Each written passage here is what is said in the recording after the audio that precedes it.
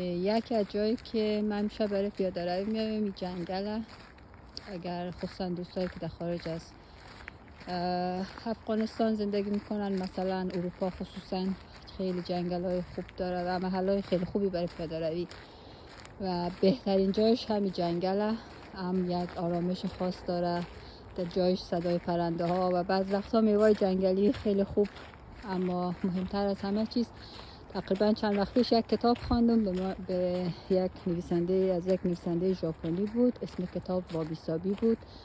یک مطلب خیلی خوب نوشته بود در مورد حمام جنگل. همونجور که مثلا حمام آفتاب میگیریم، حمام آب گرم یا دوش آب سرد، یه هم گفته بود یک پیاده روی در جنگل یک نوع حمامه.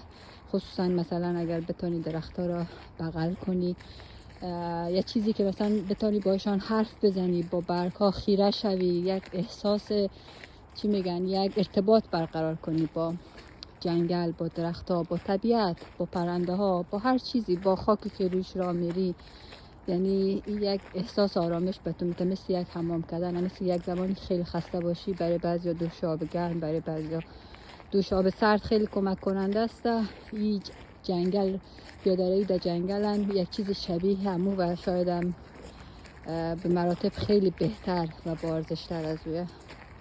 و به نظر من یکی از چیزای خیلی خوب و آرامش بخش قدم زدن در طبیعت، خصوصا در جنگل و دیدن درخت‌ها، پرنده ها و خیلی چیزای دیگه که همیشه در راه آدم هست در مسیر پیاده روی.